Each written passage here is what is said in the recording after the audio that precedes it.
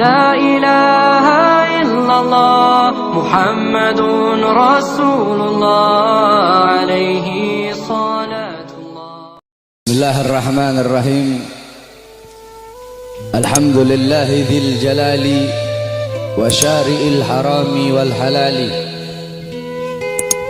اللهم صل على نور الأنوار وسر الأسرار وترياك الأخيار ومفتاح باب اليسر سيدنا ومولانا محمد المختار وآله الأطهار وأصحابه الأخيار عدد نعم الله وإفضاله. أما بعد.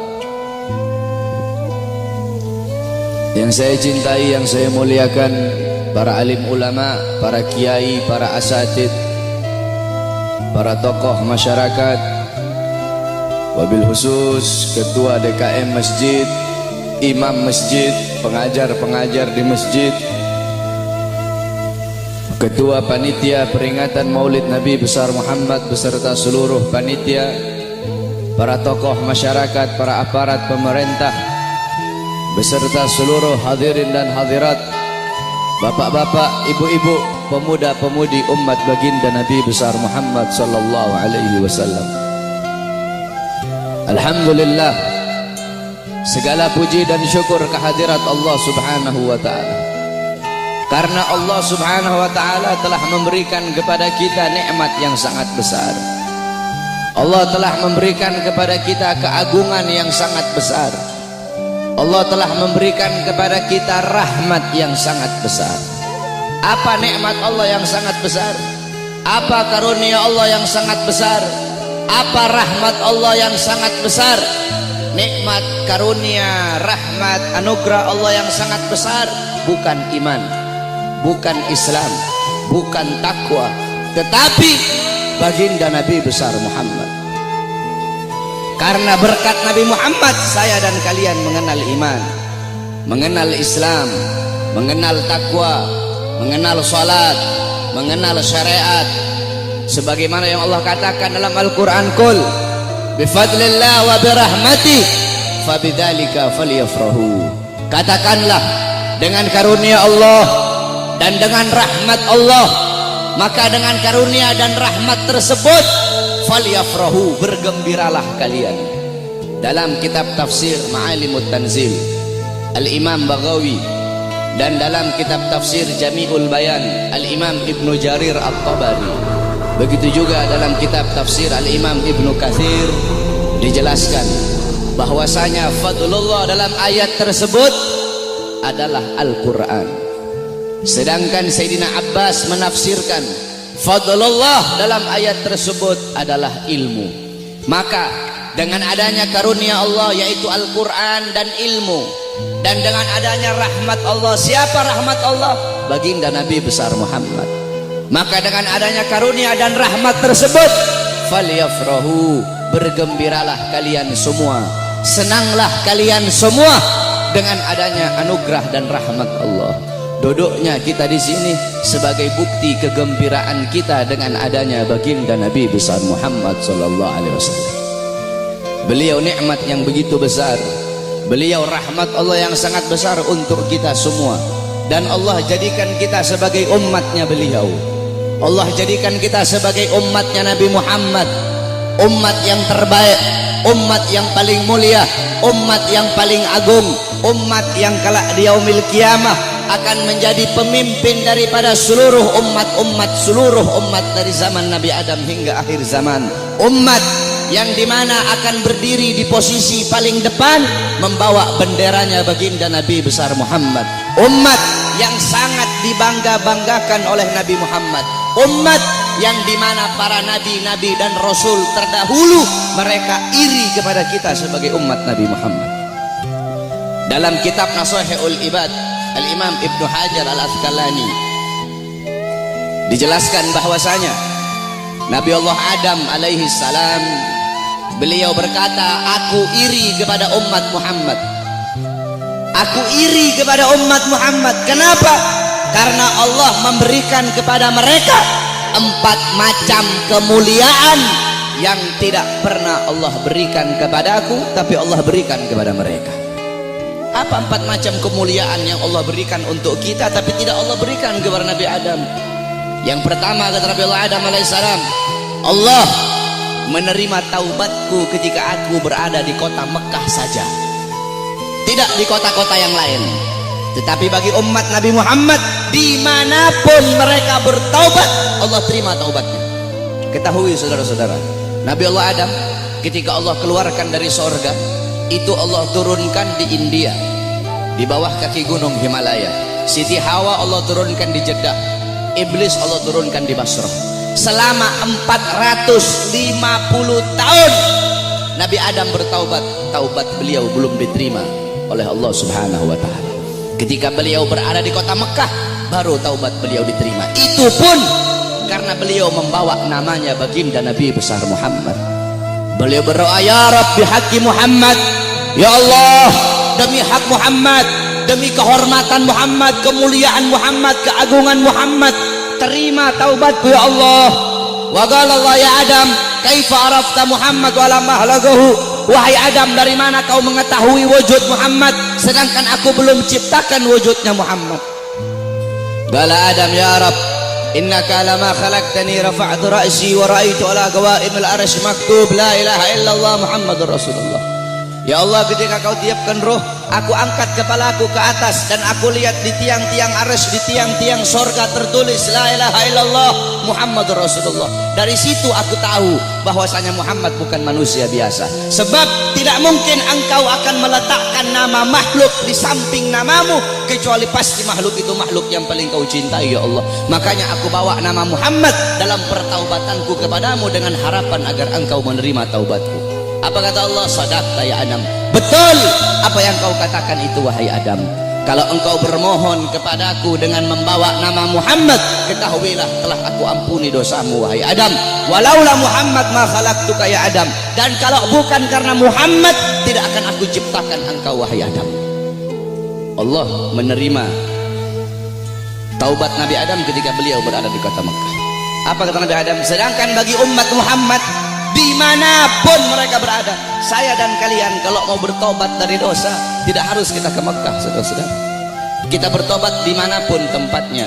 Taubatan nasuha, menyesali perbuatan dosa, tidak mengulangi perbuatan dosa, itu taubat kita diterima oleh Allah. Sedangkan kata Nabi Adam, tapi aku hanya di kota Mekah, tidak di tempat yang lain. Sedangkan umat Muhammad dimanapun mereka bertobat, Allah terima taubat mereka. Itu pertama, tidak pernah Allah kasih untukku, tapi Allah kasih untuk kita sebagai umat Muhammad. Yang kedua kata Nabi Adam, ketika aku berbuat salah, Allah pisahkan aku dengan istriku Hawa hanya karena satu kesalahan. Satu kesalahan aku perbuat, aku makan buah khuldi, Allah pisahkan aku dengan Hawa selama ratusan tahun. Tetapi bagi umat Muhammad, pagi, siang, sore, malam mereka bermaksiat, tidak Allah pisahkan mereka dengan anak dan istri mereka. Aku cuma satu kali Allah pisahkan aku dengan Hawa. Umat Muhammad ribuan kali, jutaan kali bermaksiat, tidak Allah pisahkan mereka dengan anak dan istri mereka. Yang ketiga kata Nabi Adam, aku berbuat salah dalam keadaan berpakaian, dalam keadaan tertutup auratku. Karena Allah murka, Allah lepaskan pakaianku sehingga terlihat auratku. Tetapi bagi Muhammad kebalik, mereka berbuat dosa dalam keadaan telanjang, tapi tetap Allah kasih mereka pakaian. Aku berbuat salah dalam keadaan berpakaian, Allah lepaskan. Umat Muhammad mereka berbuat dosa dalam keadaan melepaskan pakaian, tapi tetap Allah kasih mereka pakaian. Yang keempat kata Nabi Adam, aku berbuat salah di dalam sorga. Di dalam sorga aku berbuat salah, Allah murka, Allah keluarkan ke dunia. Umat Muhammad kebalik, mereka berbuat dosa di dunia, tapi kalau bertaubat, taubatnya diterima, mereka meninggal husnul khatimah, Allah masukkan mereka ke sorga. Kebalik kata Nabi Adam, aku berbuat salah di sorga, Allah keluarkan ke dunia. Umat Muhammad berbuat dosa di dunia, Allah masukkan mereka ke sorga. Aku iri kepada umat Muhammad, sungguh aku ingin menjadi umat Muhammad, kata Nabi Allah Adam alaihissalam. Lihat bagaimana kemuliaan umatnya Nabi Muhammad. Nabi Musa alaihissalam ketika beliau naik ke Tur Sina, naik ke Bukit Sina, beliau berdoa, ya Allah, aku ingin melihat cahayamu, aku ingin melihat zatmu, aku ingin melihat wajahmu ya Allah. Apa kata Allah? Wahai Musa, kau tidak akan sanggup, kau tidak akan kuat untuk melihat cahayaku wahai Musa. Ketahuilah, antara diriku dengan hamba-hambaku ditutupi dengan 70.000 hijab, 70.000 penghalang yang menutupi antara diriku dengan hamba-hambaku. Al-Imam Ghazali menjelaskan, penghalang Allah itu Allah ciptakan dari cahaya, dari air, dan dari kegelapan. Di dalam penghalang Allah ada suara gemuruh air, ada suara air yang sedang mengalir. Itu dalam penghalang Allah. Andaikan saya dan kalian manusia biasa, Allah perdengarkan telinga kita ini untuk bisa mendengar suara air yang ada dalam penghalang Allah, saking ketakutan hati kita ini akan copot dari badan, hati kita ini keluar sendiri dari badan, saking dahsyat penghalangnya Allah. Andaikan Allah buka satu penghalang, Allah perlihatkan kepada gunung, gunung akan hancur tenggelam, tidak akan muncul sampai datangnya hari kiamat. Apa kata anak Allah? Wahai Musa, 70.000 penghalang ini tidak akan aku buka untuk siapapun kecuali untuk Muhammad dan untuk umat Muhammad. Apa kata Nabi Allah Musa alaihissalam? Ya Allah, kalau begitu jadikanlah aku bagian daripada umat Muhammad. Nabi Musa ingin menjadi umat Nabi Muhammad. Bahkan diriwayatkan bahwasanya Sayyidina Syekh Abil Hasan Asyadili, pengarang Hizbul Bahar Hizbun Nasr, pengarang kitab Mafakhirul Aliyah, beliau pernah bermimpi, saudara-saudara. Ketika beliau bermimpi, dalam mimpinya beliau melihat ada Nabi Muhammad dan ada Nabi Musa sedang ngobrol. Nabi Musa bilang sama Rasulullah, wahai Muhammad, aku dengar engkau pernah berkata dalam sabdamu bahwasanya ulama ummati kal anbiya Bani Israel. Ulama dari golongan umatku itu bagaikan golongan nabi-nabi dari kalangan Bani Israel. Apakah betul wahai Muhammad? Apa kata Rasulullah? Ini dalam mimpinya Syekh Abil Hasan Asyadili. Apa kata Rasulullah? Iya betul, ulama umatku itu kepintarannya, kepintarannya itu sama seperti kepintaran nabi-nabi dari kalangan Bani Israel. Kata Nabi Musa, coba seperti apa sih ulama umatmu itu? Aku pengen lihat, coba. Nabi Muhammad memanggil Al-Imam Ghazali di dalam mimpinya Syekh Abil Hasan Asyadili. Imam Ghazali dipanggil oleh Nabi Muhammad. Nabi Muhammad bilang, ini salah satu daripada ulama umatku yang aku banggakan. Akhirnya kata Nabi Musa, siapa namamu? Kata Imam Ghazali apa? Ana Muhammad bin Muhammad bin Muhammad. Kata Nabi Musa, stop. Wahai Rasulullah, ini kamu bilang pinter. Saya nanya siapa namanya? Dia jawab Muhammad bin Muhammad bin Muhammad. Kalau dia pinter cukup dia jawab Muhammad. Stop, sudah. Nggak usah dia bilang Muhammad bin Muhammad. Saya nggak nanya nama bapaknya, saya nggak nanya nama kakeknya. Kalau dia pinter cukup dia jawab Muhammad. Udah, stop. Atau Muhammad Al-Ghazali. Dalam kitab Tabaqat Syafi'iyah, Al-Imam Ghazali. Ghazali itu adalah nisbat nama tempat kelahiran beliau. Tetapi ada juga ulama yang mengatakan Ghazali itu nisbat kepada pekerjaan keluarga beliau, yaitu tukang tenun, tukang sol. Nah, kata Nabi Musa, kalau kamu pinter cukup kamu jawab Muhammad, nggak usah kamu bilang Muhammad bin Muhammad bin Muhammad, kepanjangan. Apa kata Nabi Musa? Apa kata Imam Ghazali? Ya Rasulullah, izinkan aku untuk menjawab ya Rasulullah. Diizinkan oleh Rasul, dijawab oleh Imam Ghazali, wahai Musa kalimullah. Dulu Allah pernah nanya, wahai Musa, apa yang ada di tanganmu? Engkau bilang, ya Allah, ini tongkat. Tongkat ini untuk menyandar, untuk bersandar. Tongkat ini untuk memukul. Harusnya kalau kau pinter cukup kau jawab, ini tongkat. Nggak usah kau jawab tongkat ini untuk ini, untuk ini, untuk ini. Karena Allah nanya apa yang ada di tanganmu. Allah tidak tanya untuk apa itu. Apa kata Nabi Musa? Karena aku ingin bercakap-cakap lama dengan Allah. Aku ingin punya waktu yang panjang dengan Allah untuk mengambil berkah. Apa kata Imam Ghazali? Begitupun aku jawab dengan jawaban yang panjang untuk bercakap-cakap lama denganmu agar mendapatkan keberkahan darimu yang pernah berbicara dengan Allah. Baru diakui oleh Nabi Musa kepintaran ulama daripada umatnya Nabi Muhammad sallallahu alaihi wasallam. Coba kau lihat dalam kitab Khasaisul Ummatul Muhammadiyah, dalam kitab keutamaan-keutamaan, kekhususan yang Allah kasih kepada umat Nabi Muhammad, umat terdahulu, saudara-saudara, kalau mereka berbuat dosa, Allah tidak segampang akan mengampuni dosa mereka. Bani Israel kalau mereka berbuat dosa, mereka harus cari jurang yang tinggi, loncat ke bawah sampai mati, baru diterima taubatnya oleh Allah. Kita tidak, Allah kasih kemudahan. Umat terdahulu kalau anggota tubuh mereka ada yang terkena najis, harus dihilangkan dengan kulit-kulitnya. Kita tidak, terkena najis cukup hilangkan najis itu. Kalau menggoladoh najisnya berat, pakai air dicampur dengan tanah. Allah kasih kita kemudahan, Allah kasih kita keutamaan. Kenapa? Karena kita adalah umat Nabi Muhammad. Kuntum khairu ummatin ukhrijat linnas. Kamu sekalian umat yang paling bagus, umat yang paling baik, umat yang paling utama, umat yang paling mulia, yang Allah keluarkan untuk segenap manusia. Kenapa kau jadi umat yang terbaik? Kenapa kau jadi umat yang termulia? Bukan karena salatmu, ibadahmu, amalmu, ilmumu, bukan. Tapi karena kau, saya adalah umatnya Nabi Muhammad. Kita menjadi mulia karena kemuliaan Nabi Muhammad. Makkah menjadi kota yang mulia karena Makkah kota kelahiran Nabi Muhammad. Madinah menjadi kota yang mulia karena Madinah kota hijrah dan kota wafatnya Nabi Muhammad. Hajar Aswad menjadi batu yang mulia karena Hajar Aswad pernah dicium oleh bibirnya Nabi Muhammad. Buraq menjadi kendaraan yang mulia karena Buraq pernah ditunggangi oleh Nabi Muhammad. Bahkan ada salah satu ulama yang mempertanyakan, siapa yang lebih mulia, sendalnya Nabi atau malaikat Jibril alaihi salam?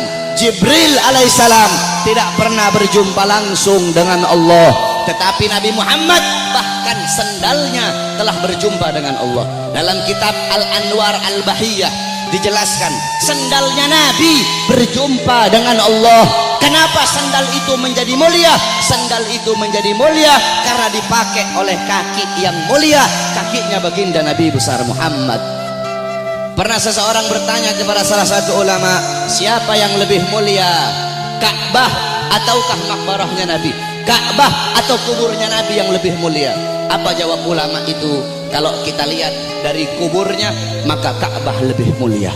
Tetapi kalau dilihat dari sesuatu yang bersemayam dalam kubur itu, maka sesuatu yang bersemayam dalam kubur itu lebih mulia ribuan jutaan kali daripada Ka'bah. Siapa? Nabi Muhammad sallallahu alaihi wasallam. Kita menjadi mulia karena Nabi Muhammad. Ma madahtu Muhammadan bi qasidati walakin mudiha qasidati bi Muhammadin. Tidaklah aku memuji Nabi dengan syairku, aku tidak memuliakan Nabi dengan syairku, aku tidak mengagungkan Nabi dengan syairku, tetapi syairku yang menjadi mulia karena telah memuliakan Nabi Muhammad. Syairku yang menjadi agung karena telah mengagungkan Nabi Muhammad. Syairku yang menjadi terpuji karena telah memuji Nabi Muhammad.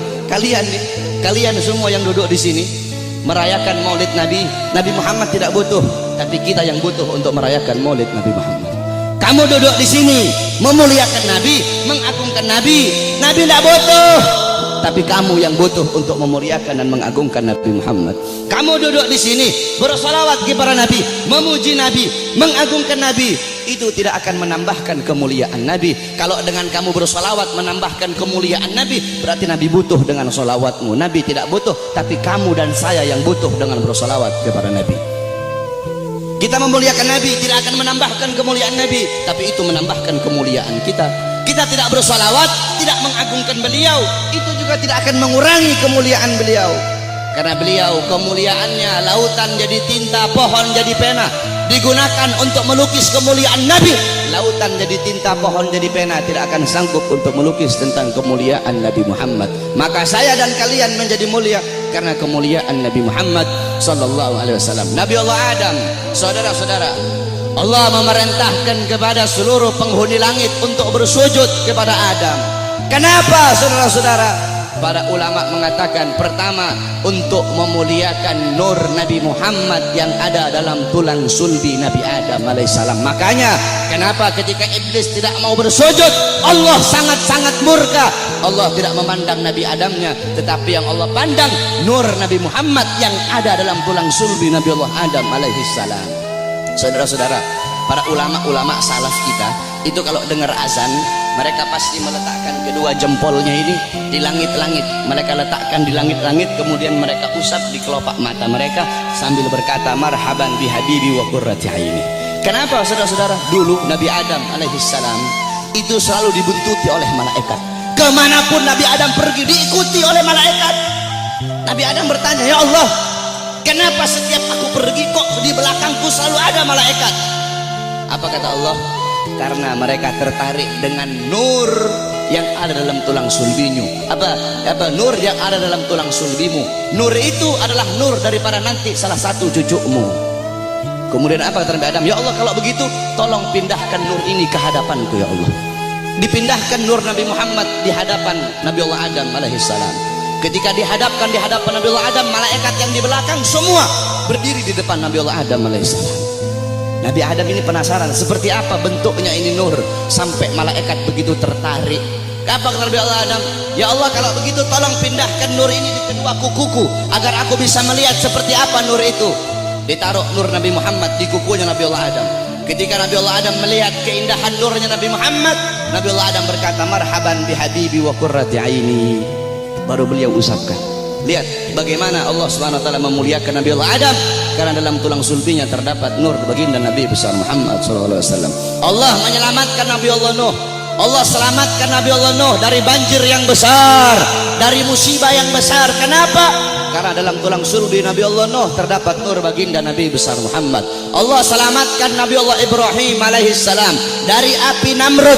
Kenapa? Karena dalam tulang sulbi Nabi Allah Ibrahim terdapat nur baginda Nabi besar Muhammad. Allah menyelamatkan Nabi Allah Ismail ketika akan disembelih, Allah rubah menjadi seekor domba. Allah selamatkan Nabi Allah Ismail. Kenapa? Karena dalam tulang sulbi Nabi Allah Ismail terdapat nur baginda Nabi besar Muhammad. Dan saya dan kalian nanti di akhirat akan diselamatkan. Kenapa? Karena saya dan kalian umat Nabi Muhammad sallallahu alaihi wasallam.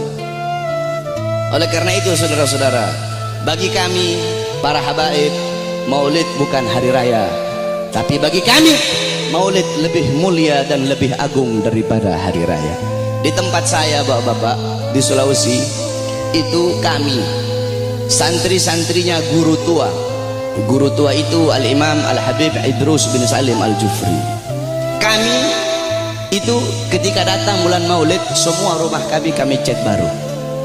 Datang bulan maulid, semua rumah kami cat baru, kampung kami hias, jalan kami baguskan. Hanya di bulan maulid, tidak di bulan yang lain. Hari raya, rumah kami tidak kami cat baru. 17 Agustus, rumah kami tidak kami cat baru. Maulid, rumah kami cat baru. Kenapa? Karena bagi kami maulid adalah hari yang paling mulia di muka buminya Allah Subhanahu wa taala. Kenapa bisa seperti itu? Dalam kitab Tuhfa, dalam kitab Hawashi Syarwani ala Tuhfal Muhtaj. Hawashi Syarwani itu kitabnya Al-Imam Syarwani. Tuhfal Muhtaj itu kitabnya Al-Imam Ibnu Hajar Al-Haytami, yang dimana Tuhfal Muhtaj adalah syarah daripada kitab Minhajut Talibin Al-Imam Nawawi. Jadi kalau ente orang belajar fikih, ada namanya matan, ada namanya syarah, ada namanya hawashi. Matan itu isi, syarah itu penjelasan daripada matan, hawashi penjelasan lebih rinci daripada syarah. Jadi matan diberi syarah, syarah diberi hawashi. Matannya itu Minhajut Talibin Imam Nawawi, disyarahkan oleh Imam Ibnu Hajar Al-Haytami, yaitu Tuhfal Muhtaj, syarah Minhaj. Tuhfal Muhtaj kemudian dijelaskan lagi oleh Al-Imam Syarwani yang diberi nama Hawashi Syarwani. Dalam kitab Hawashi Syarwani dijelaskan bahwasanya inna afdhalal layali, sesungguhnya paling mulianya malam itu, paling utamanya malam itu, yaitu malam kelahiran baginda Nabi besar Muhammad. Setelah malam kelahiran Nabi baru malam Lailatul Qadar. Setelah malam Lailatul Qadar baru malam Isra. Setelah malam Isra setelah malam Lailatul Qadar malam Jumat. Setelah malam Jumat baru malam Isra. Kenapa malam kelahiran Nabi menjadi malam yang paling mulia? Kenapa malam kelahiran Nabi menjadi malam yang paling agung? As-Sayyid Al-Habib Muhammad bin Alwi Al-Maliki, beliau mengutip perkataan daripada Al-Imam Haramain Sayyid Amin Qutbi. Beliau berkata, Sayyid Amin Qutbi berkata, ya Lailatul Itsnain, madza safahat, wahai malam Senin, apa yang telah menyapamu? Wahai malam Senin, apa yang telah menyapamu? Kau begitu mulia, kau begitu agung, engkau begitu wangi. Wahai malam Senin, berawal hari-hari yang mulia dalam Islam, semua berawal darimu. Adanya Idul Fitri, adanya Idul Adha, adanya Ramadan, adanya Rajab, adanya Fathul Makkah, adanya kemenangan perang Badar, adanya Lailatul Qadar, adanya hari Jumat, adanya malam Jumat, adanya 10 Muharram. Semua berawal darimu wahai malam Senin. Kenapa?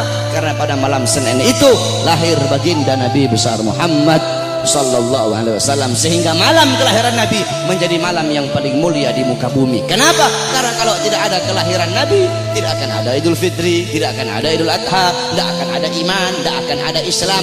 Makanya sampai begitu Allah memuliakan kelahiran Nabi Muhammad, karena begitu Allah ini memuliakan kelahiran Nabi, sampai orang yang meninggal dalam keadaan kafir, akan tetapi karena dia gembira dengan kelahiran Nabi, Allah ringankan azabnya dalam neraka. Dalam kitab tafsir Bidayah wan Nihayah, Al-Imam Ibnu Katsir beliau meriwayatkan bahwasanya Sayyidina Abbas bin Abdul Muthalib pernah bermimpi berjumpa dengan Abu Lahab. Dalam mimpinya Sayyidina Abbas bin Abdul Muthalib bermimpi Abu Lahab sedang disiksa dalam neraka. Akan tetapi setiap hari Senin, azab dan siksanya Abu Lahab dihentikan dan Allah gantikan dengan rahmat.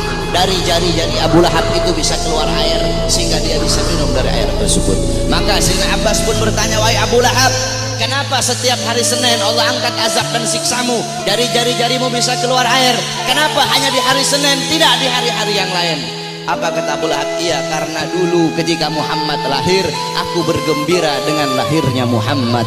Aku memiliki budak yang bernama Suwaibah. Suwaibah datang kepadaku memberi kabar tentang lahirnya Muhammad. Aku gembira sehingga aku bebaskan Suwaibah.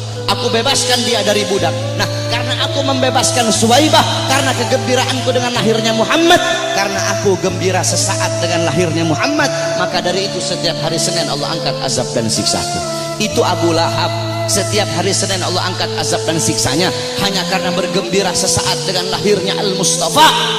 Maka bagaimana dengan saya dan kalian kalau kita bergembira seumur hidup kita dengan lahirnya baginda Nabi besar Muhammad? Oleh karena itu, saudara-saudara, kita duduk di sini memuliakan kelahiran Nabi, mengagungkan kelahiran Nabi.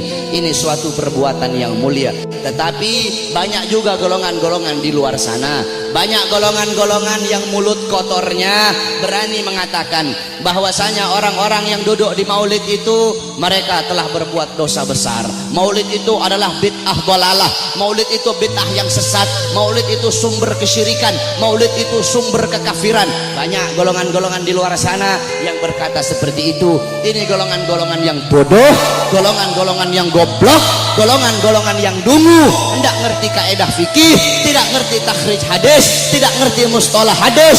Baru belajar beberapa tahun di Arab Saudi, pulang baru punya jenggot 8 lembar 9 lembar, sudah berani menyesat-nyesatkan orang yang duduk di majelis maulidnya Nabi Muhammad sallallahu alaihi wasallam. Saudara-saudara, kalau kita mau lihat bid'ahnya, luarnya iya bid'ah, luarnya bid'ah, luarnya covernya bid'ah, covernya ini sesuatu yang baru, tetapi intisari, lubabnya, intisari yang ada dalam peringatan maulid ini bukanlah sesuatu yang bid'ah. Tadi di maulid tadi dibacakan Quran. Apakah membaca Quran sesuatu yang bid'ah? Kau duduk di sini, kita saling makan sama-sama. Nanti selesai acara makan bareng-bareng. Dalam kitab dijelaskan Nabi Allah Ibrahim menjadi Khalilullah. Nabi Ibrahim itu jadi kekasih Allah karena 3 sebab. Pertama, Nabi Ibrahim lebih memilih perintah Allah daripada perintah selain Allah. Yang kedua, Nabi Ibrahim tidak pernah makan sendiri. Nabi Ibrahim itu kalau makan pasti bareng-bareng, pasti sama-sama. Kalau beliau cuma sendiri, beliau rela jalan kaki berkilo-kilo hanya untuk cari teman untuk makan sama-sama. Kita duduk di sini mengikuti sunnah Nabi Allah Ibrahim. Nabi Muhammad juga makannya selalu bersama-sama. Apakah ini sesuatu yang bid'ah? Tidak. Kita duduk di sini saling menyebarkan salam. Apakah menyebarkan salam sesuatu yang bid'ah? Nabi Muhammad berkata, afsus salam, sebarkan salam. Kita duduk di sini saling memberi makan. Nabi Muhammad bilang, wa'at'imut ta'am, berilah makan. Kita duduk di sini menyambung tali silaturahmi. Kata Nabi Muhammad, wasilul arham, sambunglah tali persaudaraan. Kita duduk di sini mengenang Nabi Muhammad, menyebut-nyebut nama Rasulullah sallallahu alaihi wasallam. Bukankah dalam hadis riwayat Ad-Dailami dalam kitab musnad beliau, yaitu kitab yang bernama Al-Firdaus, qala Rasul Zikrul anbiya minal ibadah.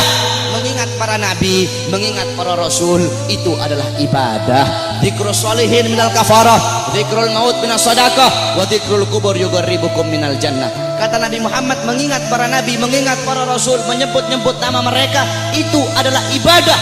Kita duduk di sini menyebut Nabi Muhammad, mengingat Nabi Muhammad, mengenang Nabi Muhammad, membaca sirah beliau, tarikh beliau agar bisa mengambil iktibar, mengambil pelajaran dari kisah hidup beliau. Apakah ini sesuatu yang bid'ah? Tidak. Kita duduk di sini bersolawat kepada Nabi Muhammad. Bukankah Allah berkata, Innallaha wa malaikatahu yusholluna 'alan nabi ya ayyuhalladzina amanu shollu 'alaihi wa sallimu taslima. Apakah salawat sesuatu yang bid'ah? Tidak. Kita duduk di sini menuntut ilmu. Saya dan kalian duduk di sini untuk menuntut ilmunya Allah. Menuntut ilmu fardhatun. Menuntut ilmu hukumnya sangat-sangat wajib. Dalam kaidah dijelaskan, amrun bi syai' amrun bi wasailihi. Perintah terhadap sesuatu, maka perintah juga terhadap sarana atau prasyarat bagi orang-orang untuk melakukan sesuatu yang diperintahkan tersebut. Kalau seumpama naik ke atas ini wajib, maka yang mendorong kita untuk naik ke atas itu pun hukumnya wajib. Naik ke atas hukumnya wajib. Yang dorong itu naik ke atas apa? Tangga, maka tangga juga hukumnya wajib. Kalau ente naik ke atas hukumnya sunnah, maka tangga juga hukumnya jadi sunnah. Saudara-saudara, beli baju, membeli baju hukumnya apa? Mubah. Beli baju hukumnya mubah. Menutup aurat hukumnya wajib. Menutup aurat hukumnya wajib. Kamu sedang keluar dari rumah, tiba-tiba bajumu lepas, bajumu sobek atau bajumu lepas, kelihatan kamu punya aurat, kelihatan kamu punya aurat. Membeli baju hukumnya mubah, tapi ketika itu berubah menjadi wajib. Kenapa? Karena baju salah satunya yang menjadi syarat bagimu untuk bisa tutup kau punya aurat, sedangkan nutup aurat hukumnya wajib. Bersiwak hukumnya apa? Sunnah. Bikin kantong baju hukumnya apa? Bikin kantong baju hukumnya mubah. Bersiwak hukumnya sunnah. Bikin kantong baju hukumnya mubah. Kamu mau keluar rumah, kantong apa? Bajumu tidak punya kantong. Bajumu tidak punya kantong. Kalau tidak ada kantong tidak bisa kamu bawa. Kamu punya siwak. Sedangkan bersiwak hukumnya sunnah. Bikin kantong baju hukumnya mubah. Ketika itu berubah, bikin kantong baju hukumnya jadi sunnah. Kenapa? Karena kantong baju yang jadi syarat bagimu untuk bisa bawa kau punya siwak. Nah, menuntut ilmu hukumnya wajib, saudara-saudara. Maka ketika maulid menjadikan dirimu, mendorong dirimu untuk menuntut ilmu, maka ketika itu maulid pun hukumnya berubah menjadi wajib. Kalau maulid mendorong engkau untuk sedekah, sedekah hukumnya sunnah, maka maulid juga hukumnya menjadi sunnah. Apa? Bersalawat hukumnya sunnah, maka ketika itu maulid mendorong kau untuk bersalawat, maka maulid juga hukumnya menjadi sunnah. Oleh karena itu nanti wasiat saya, kalau nanti ada yang nanya kepada kalian semua, kenapa kamu merayakan maulid Nabi Muhammad? Jawab, saya merayakan maulid Nabi untuk memuliakan dan mengagungkan kelahiran Nabi. Siapa yang suruh memuliakan kelahiran Nabi? Siapa yang suruh mengagungkan kelahiran Nabi? Yang suruh adalah Allah. Ayat tadi itu, qul bi fadlillah wa bi rahmati fabidzalika falyafrahu. Katakanlah dengan anugerah dan rahmat Allah, dengan rahmat itu fayafrahu, gembira kalian, senanglah kalian dengan adanya karunia dan rahmat Allah subhanahu wa ta'ala. Saudara-saudara, ada beberapa ibadah yang sengaja dikaitkan dengan sejarah. Contohnya haji. Haji itu ibadah wajib, sengaja dikaitkan dengan sejarah Nabi Allah Ibrahim, mulai dari wukuf, tawaf, sa'i, melempar jumrah, sehingga ibadah haji menjadi ibadah wajib. Berpuasa pada tanggal 10 Muharram. Berpuasa pada tanggal 10 Muharram itu sengaja dikaitkan dengan sejarah Nabi Musa alaihi salam. Ketika Rasulullah nanya sama Yahudi Madinah, kenapa kalian berpuasa pada tanggal 10 Muharram? Kata Yahudi Madinah, karena kami bersyukur atas selamatnya Nabi Musa dari kejaran tentara Fir'aun. Apa kata Rasulullah? Nahnu ahaqqu bi Musa minkum. Kami lebih berhak atas Musa daripada kalian. Rasul pun memerintahkan para sahabat untuk berpuasa pada tanggal 10 Muharram, sehingga berpuasa pada 10 Muharram menjadi ibadah sunnah. Saudara-saudara, para ulama mengatakan, jikalau perhatikan kata-kata ini, jikalau berpuasa pada tanggal 10 Muharram menjadi ibadah sunnah karena bersyukur atas selamatnya Nabi Musa, maka bagaimana dengan terselamatkan seluruh alam semesta ini berkat adanya Nabi Muhammad? Selamat Nabi Musa, kalian bersyukur dengan berpuasa di tanggal 10 Muharram. Maka bagaimana dengan terselamatkan seluruh alam semesta berkat Nabi Muhammad sallallahu alaihi wasallam. Saudara-saudara, kita ini udah telat. Saya dan kalian udah telat, saudara-saudara. Yang pertama kali memuliakan kelahiran Nabi, yang pertama kali mengagungkan kelahiran Nabi adalah Allah Subhanahu wa taala. Tetapi Allah punya cara lain. Cara Allah tidak sama dengan cara kita. Cara kita memuliakan hari kelahiran Nabi, duduk di sini undang para ulama, para habaib, para kiai, minta nasihat dari beliau-beliau, bersolawat, baca maulid. Itu cara kita. Tapi Allah punya cara sendiri. Bagaimana cara Allah memuliakan kelahiran Nabi? Yang pertama kali memuliakan kelahiran Nabi itu Allah, bukan manusia, bukan malaikat, Allah Subhanahu wa taala. Bagaimana caranya Allah memuliakan kelahiran Nabi? Dalam kitab Qisasul Anbiya dijelaskan, kita semua tahu Nabi Muhammad lahir pada hari Senin, pada tanggal 12 Rabiul Awal, pada tahun gajah, amal fil. Wa summiya ama wiladati amal fil. Dinamakan tahun kelahiran beliau itu tahun gajah, li'anna malikal Habasyah, karena raja Habasyah mengutus tentara-tentara yang menaiki gajah yang besar. Untuk apa? Lihadmil Ka'bah, untuk merusak Ka'bah, untuk menghancurkan Ka'bah. Tapi Allah punya rencana lain. Allah mengutus burung ababil dari neraka Sijil. Satu ekor burung bawa 2 buah batu, 3 buah batu. 1 batu di mulutnya, 2 batu ditaruh di kakinya. Dengan izin Allah itu burung terbang. Allah perintahkan untuk melemparkan itu batu di atas kepala tentara gajah. Ketika itu batu jatuh di atas kepala tentara gajah, tembus sampai ke kaki, saudara-saudara. Allah hancurkan pasukan gajah. Kenapa Allah hancurkan pasukan gajah? Ikraman, untuk memuliakan dan mengagungkan kelahiran baginda Nabi besar Muhammad sallallahu alaihi wasallam. Padahal bagi Allah tidak mustahil kalau Allah mau hancurkan pasukan gajah sebelum mereka nyerang, bisa Allah hancurkan. Tapi kenapa Allah hancurkan ketika mereka menyerang Ka'bah? Untuk memuliakan kelahiran dan keagungan, untuk mengagungkan kelahiran baginda Nabi besar Muhammad. Siapa saudara-saudara yang merobohkan istana Romawi? Ketika Nabi Muhammad lahir, istana Romawi roboh. Siapa yang merobohkan? Allah. Kenapa Allah robohkan istana Romawi di hari lahirnya Nabi? Padahal tidak mustahil kalau Allah mau robohkan sebelum Nabi Muhammad lahir, bisa. Bisa bagi Allah. Allah merobohkan sebelum Nabi Muhammad lahir, bisa. Tapi kenapa Allah robohkan di hari lahirnya Nabi? Ikraman, untuk memuliakan dan mengagungkan kelahiran baginda Nabi besar Muhammad. Siapa yang memadamkan api Majusi, api yang selama ribuan tahun tidak pernah padam? Nabi Muhammad lahir, api Majusi menjadi padam. Siapa yang memadamkan? Allah. Kenapa Allah padamkan api Majusi di hari lahirnya Nabi? Kok tidak di hari-hari sebelumnya? Padahal tidak mustahil bagi Allah untuk memadamkan api Majusi sebelum Nabi Muhammad lahir, bisa. Tapi kenapa di lahirnya hari Nabi Muhammad? Ikraman, untuk memuliakan dan mengagungkan kelahiran Nabi Muhammad. Oleh karena itu Allah saja memuliakan kelahiran Nabi, Allah saja mengagungkan kelahiran Nabi. Maka kita siapa kok tidak memuliakan dan tidak mengagungkan kelahiran baginda Nabi besar Muhammad sallallahu alaihi wasallam. Oleh karena itu saudara-saudara, cintai beliau, jadikan beliau sebagai teladanmu, jadikan beliau sebagai pedomanmu, jadikan beliau sebagai idolamu.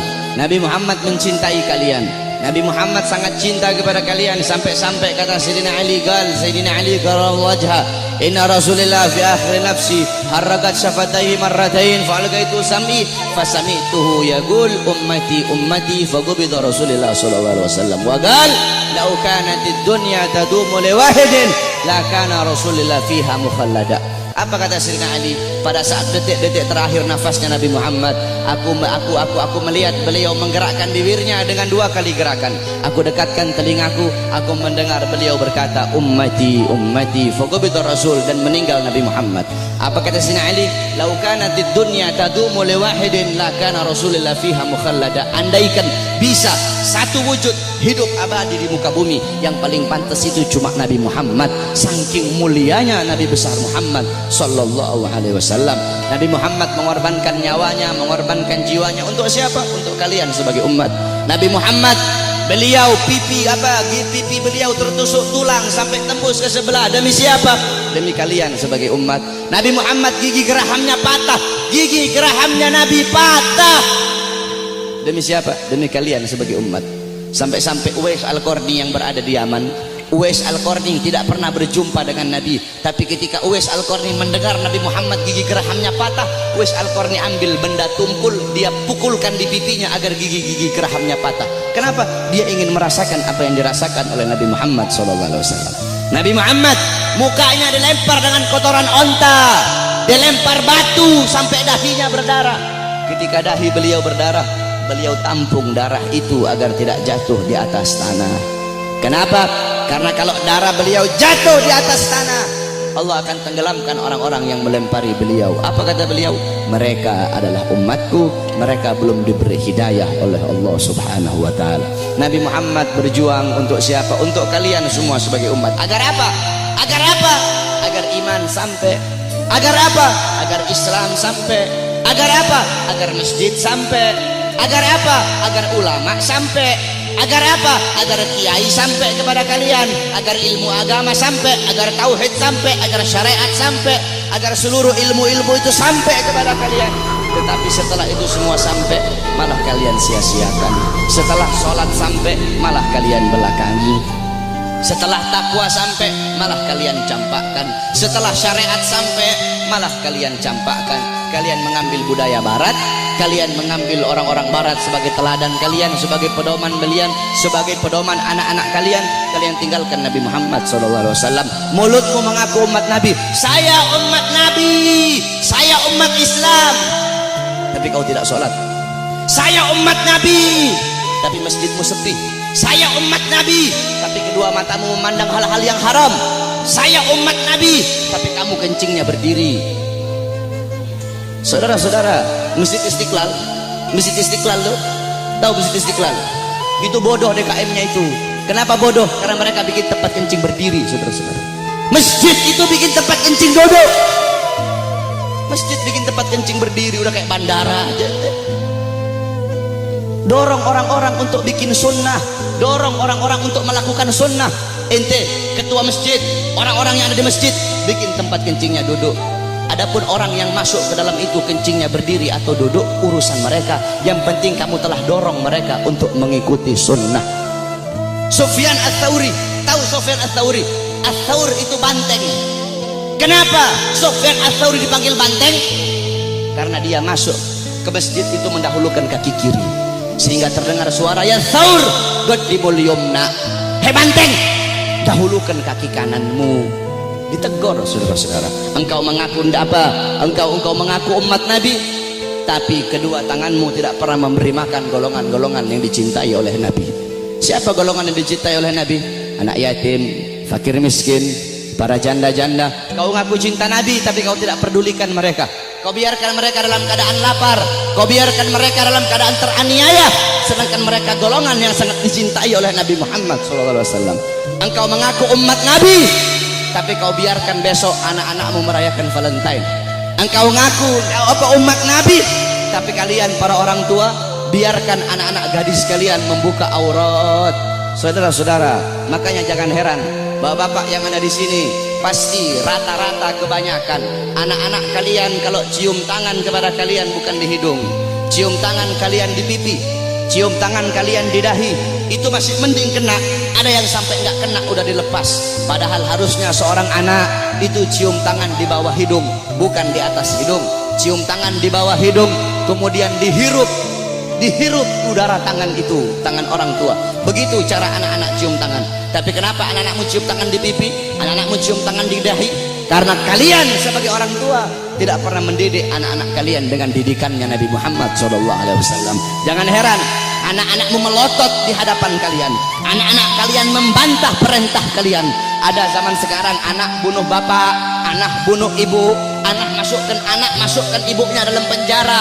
Jangan kau salahkan, kenapa kalian sebagai orang tua tidak pernah mendidik anak-anak kalian dengan didikan agama. Laisal mar'u yuladu aliman, tidak ada seseorang dilahirkan dalam keadaan alim, tidak ada. Saudara-saudara, kewajiban kalian sebagai orang tua untuk mendidik anak-anak kalian dengan didikan agama. Bapak-bapak zaman sekarang sibuk cari uang, sibuk cari harta, pagi siang sore malam keluyuran cari uang. Untuk apa? Untuk ngasih makan jasmani anak-anaknya. Untuk apa? Untuk memberi makan jasmani anak-anaknya. Tetapi lupa kalian beri makan jiwa, hati, dah apa? Jiwa anak-anak kalian, hati anak-anak kalian, ruh anak-anak kalian, lupa kalian kasih makan. Apa makanan hati bagi anak-anak kalian? Makanan hati bagi anak-anak kalian adalah ilmu. Hati 3 hari tidak kena ilmu, hati itu mati. Maka tanyakan kepada diri kalian sebagai orang tua, telah berapa lama kalian menjadi sebab hati anak-anak kalian mati? Kenapa anakmu kenapa anakmu tidak kau masukkan pondok? Kenapa anakmu tidak kau masukkan pesantren? Kenapa anakmu tidak kau ajarkan Quran?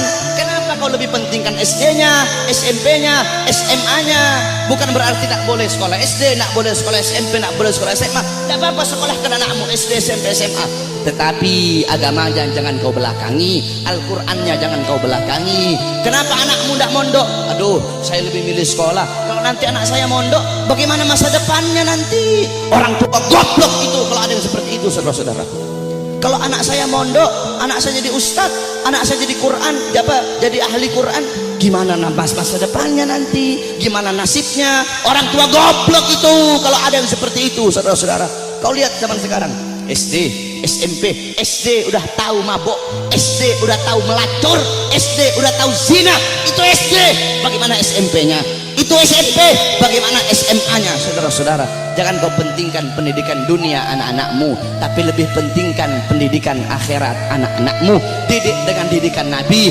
Adabani Rabbi fa ahsana ta'dibi. Allah yang mendidikku, Allah yang mengajariku, sehingga sebaik-baiknya pendidikan adalah pendidikanku. Nanti ini tanggal 13, besok tanggal 14, kau lihat yang paling banyak merayakan Valentine di jalan-jalan, saudara-saudara. Yang paling banyak merayakan Valentine bukan orang Kristen. Yang paling banyak merayakan Valentine bukan orang Buddha, bukan orang Hindu, bukan orang Katolik, bukan Yahudi, bukan Nasrani. Yang paling banyak merayakan Valentine di Indonesia adalah anak-anak kita, saudara-saudara, anak-anak Islam, putra-putri Islam, putra-putrimu yang paling banyak merayakan Valentine. Valentine itu adalah harinya orang-orang Romawi. Valentine itu adalah mengenang kematian si Santa Valentino atau siapa itu namanya, orang-orang Romawi itu. Man tasyabbaha biqaumin fahuwa minhum. Kata Rasulullah, barang siapa yang mengikuti suatu kaum, maka dia sama dengan kaum tersebut.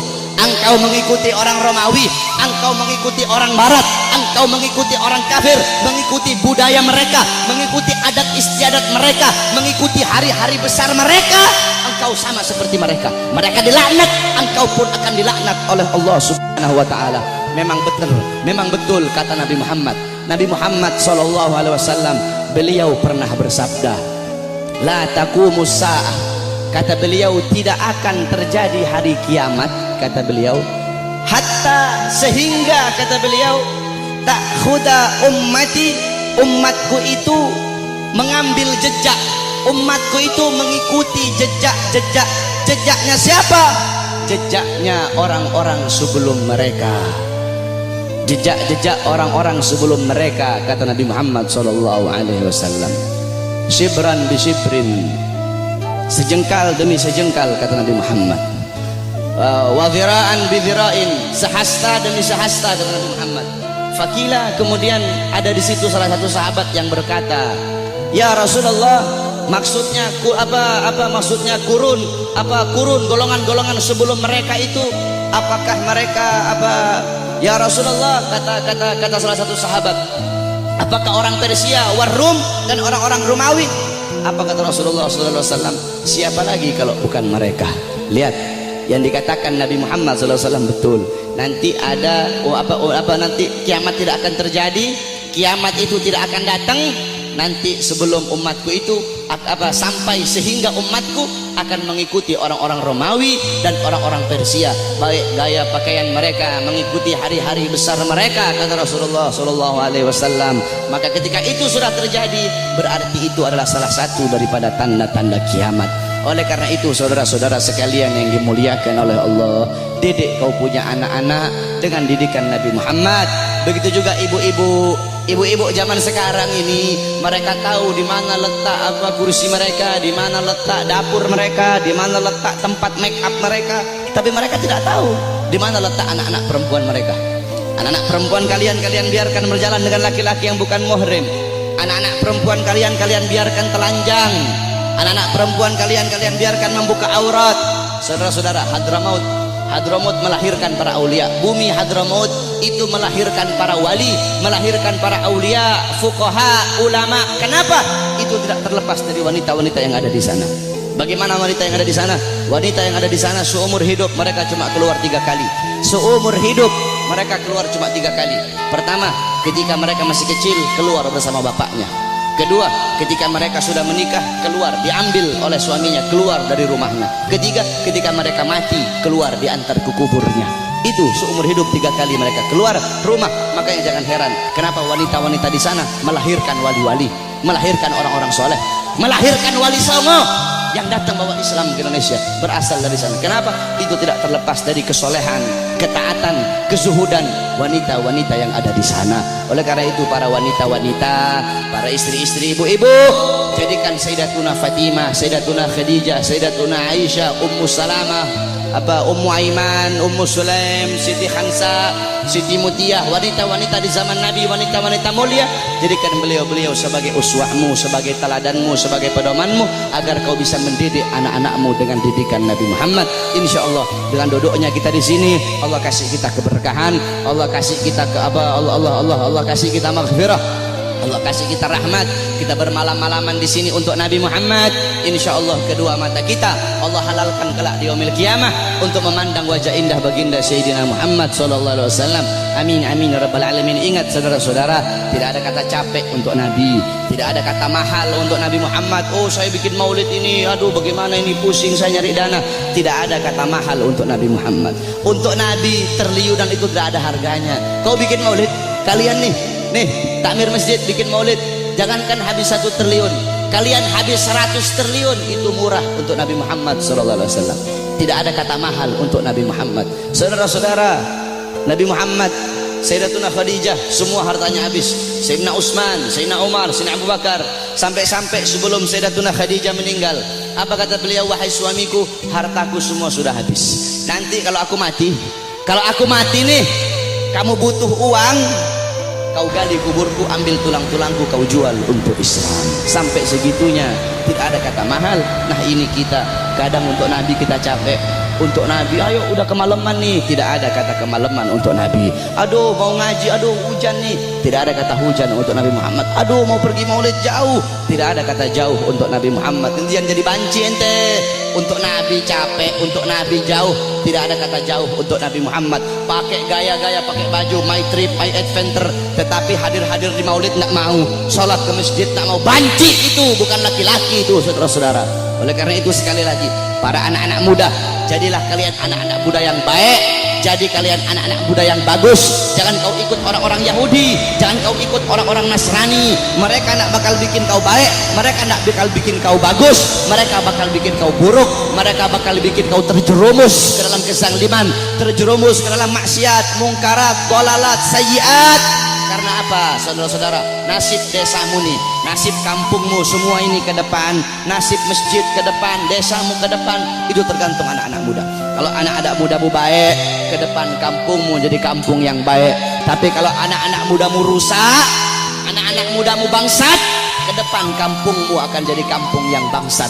Kalau negara sekarang ini anak-anak mudanya baik, kenal Nabi, ke depan negara ini akan jadi negara yang baik. Tapi kalau anak-anak mudanya narkoba, anak-anak mudanya judi, anak-anak mudanya melacur, anak-anak mudanya mabuk, ke depan ini negara akan jadi negara bangsat saudara-saudara. Tetapi kita berdoa kepada Allah, semoga Allah jadikan ini negara-negara aman, ini negara jadi negara yang baik, jadi negara yang makmur.